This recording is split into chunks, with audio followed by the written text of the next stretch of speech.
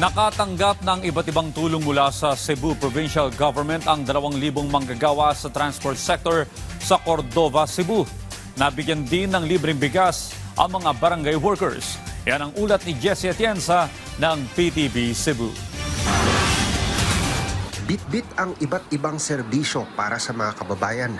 Dumating sa bayan ng Cordova si Cebu Governor Pamela Baricuatro para pangunahan ang serbisyo caravan kung saan sari-saring social services at medical ang inihandog sa mga kababayan.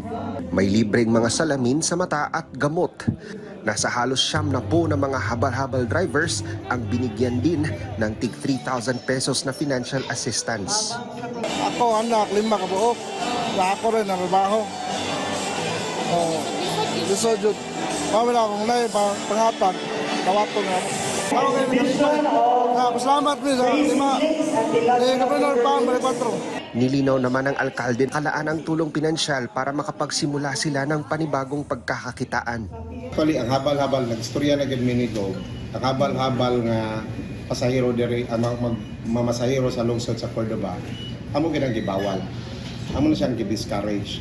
Now, pero bisan pa man og atong gi-discourage, ningon gid si Gob nga ato ning tagaan para they will have a starter nga funds para makaparehistro sila na mahimo silang legal nga driver sa delivery driver like Grab, Maxim. So muna ang ko kay amo yung dakpon diri sa Cordova ang habal-habal tungod kay dili man ni mao ang amuang transport group nga legal sa lungsod sa Cordova.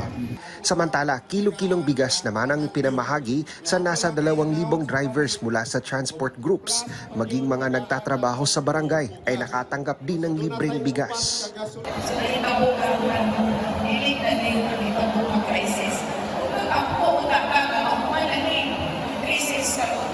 But know that your provincial government supports you and is behind you.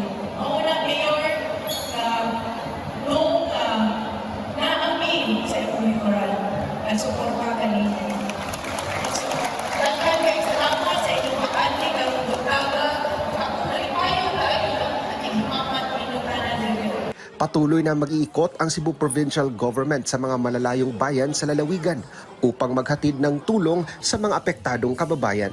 Mula sa PTV Cebu, Jessie Atienza para sa Pambansang TV sa Bagong Pilipinas.